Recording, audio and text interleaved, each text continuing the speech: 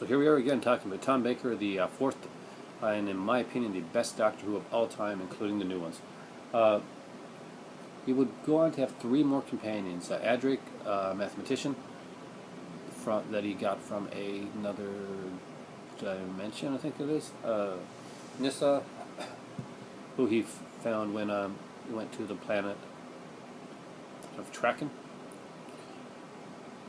And unfortunately, tragedy befell Nyssa when her father was taken over by the Return of the Master. I'm going to get into that a little bit as well. And Tegan, Javanka, a very pretty much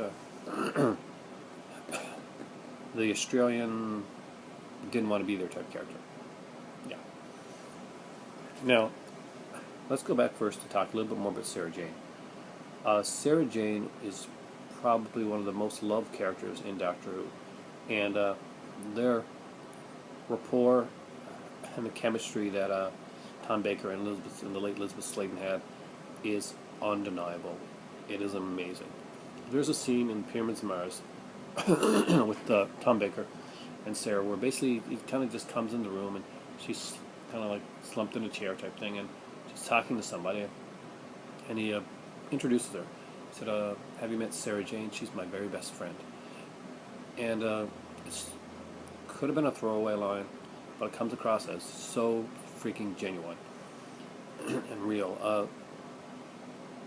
I cannot do justice as to how it was done, but I love Tom Baker's portrayal of the Doctor. It is the strongest portrayal of any fictional character that I've seen that comes across as so very real. And I'm not going to deny it. I was a geek. I had a scarf and a wore it in the summertime. This is now in a time capsule. He played the Doctor for 41 stories. That would be 172 episodes, guys. So, yeah, he really embodied and embraced the character of the Doctor. He's known for his trademark scarf, his long coat, and of course his hat, and his teeth and curls. Tom Baker would be more of the eccentric Doctor, and he would be the Doctor in some of the greatest stories of all time. I wanted to get more into the companions, but I think I may do a companion video. So there, a video on the companions. But I want to get into talking to my favorite stories. Now, my all-time favorite Doctor Who story from Tom Baker's era is one I unfortunately do not have, because around where I live, it costs about $40 to $45. And it's the one that really drew me and drew some of my friends into watching Doctor Who at the time. Because I was already watching it, but I wanted to get my friends watching it. I wanted that one show that would make them watch it. And that would be Genesis of the Daleks. I love that. The introduction of Davros, the way that it's done, it's just such an incredibly powerful serial. It's amazing. Great set to just set out for Genesis of the Daleks, and yeah, maybe one of these days, hopefully. That's one I really want. That's not in my collection.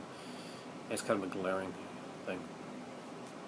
But yeah, every time I find it, it's going to get it. It hasn't been either. I go to pick it up and it's gone up in price. Went down on HMV once, and I went down to get it, and it had gone up again. And then I went up to Amazon, and it's just one that's been in my box for a bit because I'm getting other stuff. But I really want to get that episode. So I normally, when I'm doing these videos, I do a top Doctor Who story from that era. This time it's the top 3. Genesis is my top story that I do not have. But here are the top 3 I do have. And in no particular order. Number 3. Actually, Pyramids of Mars. This is just a great story for Baker and Sladen. The villain in this one, Sutekh, is a strong villain, which you need for an actor like Tom Baker. It's Tom Baker at the top of his game, and this, of course, is, I think, during the yes, during Hinchcliffe era, yeah. And this one was directed by Paddy Russell, was a prolific Doctor Who director. There's some great features on this one, by the way, and this is actually one of the less expensive Doctor Who DVDs that you can buy. This is one I'm expecting them to maybe do a special edition of, though I'm not sure what else they can put on it, because this is totally packed. If they do, though, I'll definitely pick it up. It's story number 82, broadcast from October 25th to November 15th, 1975. So, guys, if you want, if you're on Halloween, it's Halloween time, and you want a Halloween-oriented Doctor Who type story, and the fact that, you know, this one is the mummies and creatures. This one was actually broadcast during the Halloween era of 1975. Pyramids of Mars, strongly recommended for Halloween viewing. Next up, that was one of the revisit sets, like TJ. I got to give a shout out to TJ, Pyramid, and Joe's House of Horrors, who are real big Doctor Who fans, just like me, Whovians. And they put up some great stuff talking about Doctor Who. So if you haven't checked out the videos on the Doctor, and you're just coming in, you've just caught my videos for the first time, because you're looking at for Doctor Who centric stuff, they also have some cool Doctor Who centric stuff that you might want to check out. So next up, it's Doctor Who Tales of Wang Chang. Really great one. This one was in 77, so this is the last the Hinchcliffe story from February to April. Man, was it a good way to go out. This has everything. It's got an evil Fu Manchu type character, a killer dummy, giant rats. This is Layla, Louis Jameson's character, Layla. And Doctor Who is in a different outfit this time. You're going to notice that instead of the normal scarf and like hat type thing, he's actually wearing kind of like a Sherlock Holmesian outfit, and that fits the story. It's very Sherlock Holmesian. This is, by the way, a 3-disc set. Incredible, incredible. I've watched it so many times. Features and the show. This is one just really, really good one.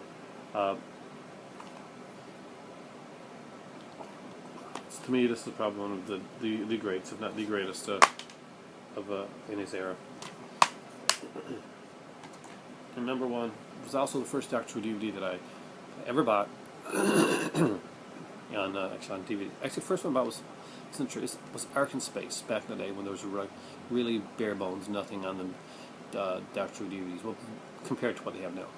And honestly,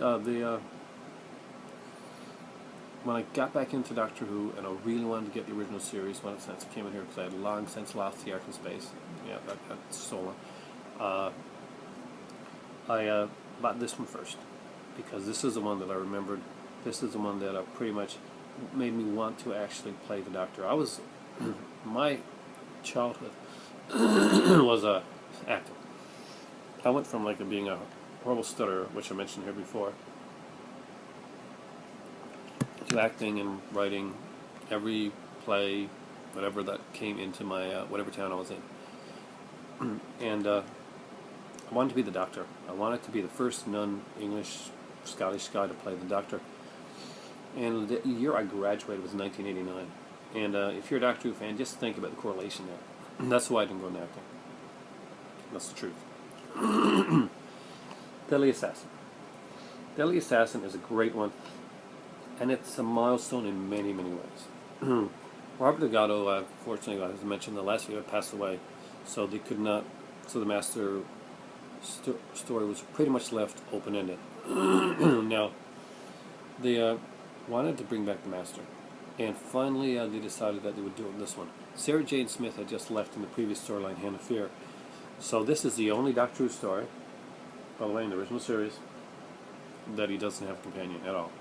There is no companion in the Deadly Assassin, and Tom was perfectly fine with it, but they thought a companion would be perfect for the to keep the adults watching, the fathers, as you say. Serve that. My throat's really weird. But this one here, it's a great story. You actually get to see Gallifrey, really see Gallifrey for the first time in here. They introduce pretty much the political system Gallifrey. We get to see the Matrix for the first time, which become a big part of the Gallifreyan culture. We see, what's his name? Barossa, which would be a character that we would see again and again. And we get to see the retool look of the Master. and it's creepy. See if I can find it for you. Can definitely give you nightmares, boys and girls. That's the Master. I'm serious. He was in the subsequent episode that he was in, the Keeper of Draken. He's made less look scary than he is in this one here. This is actually a very creepy look for the Master, but he's made it look less scary, I guess, for children and all because of Mary Whitehouse and all that crap. This was the one that made Mary Whitehouse really upset, by the way. This is the one where the Doctor is being drowned by the villain, and we kind of do like we say, "Oh, you can't have the Doctor be underwater being drowned. It's going to give kids nightmares. It's going to be horrible." So they actually did like a cut scene version of it, where they cut it and kind of like cuts into like a still, which actually is more terrifying in a way when you think about it. So it really didn't work for them. There's a really great feature in this called Doctor's Frighten Factor. And they talked about the whole Mary Whitehouse thing, Matrix Revisited that. This is an incredible Doctor Who DVD. If this one's not in your collection, so TJ, Joe Says the Horrors, and Joe Says the Horrors, I'm sure it's got this. He's got a lot of this stuff. TJ, ask for this one. Birthday time. If you don't have it, definitely pick it up. I can't remember now. I gotta look through your Doctor Who videos again. And if you haven't, Joe's House of Horrors, TJ Pyramid, great Doctor Who videos that they do there. This is an incredible story. So sadly, I would like to show you Genesis. I don't have it, but that is the other one that I recommend that you get. And that one had Sarah and Harry, both of them in it. Tom Baker's run of the Doctor went from incredible to comical to John Nathan Turner. And even when the story was not as great as it could have been, Tom Baker was. No matter how iffy the material got, Tom Baker brought it up to that extra level. And not all the actors in Doctor Who can accomplish that to that degree. But I got to say, we've been pretty lucky with the strength of the acting and of the actors that portrayed the Doctor. And I'm going to go through all of them as we go as I go along these videos. And I really hope you guys are enjoying these, because I really enjoy talking about Doctor Who. It's so a passion of mine. And hopefully these are coming across good and not too disjointed and too like random stream of consciousness. But it's something that I really, really enjoy. Tom Baker is my favorite Doctor. He's my Doctor. And like David Tennant said to Peter Davison in the short, "You are my Doctor. You're why I'm here." When I was going through a hard time in high school, that my refuge was Tom Baker on Saturday nights as Doctor Who on PBS. It's all cool to be geeky and nerdy and stuff like that now when I'm older and I don't care. It's a different era. Geek chic rules pretty much right now. But when I was growing up in the 80s, it wasn't always the coolest thing to be a Doctor Who fan, to be a horror fan, to be a movie fan, to be like, to be an actor. Yeah. Stage actor anyway. And I had some harsh times. And Tom Baker pretty much got me through that. So thank you, Tom Baker. And thank you guys for watching. It really is, with my throat, it's time for tea.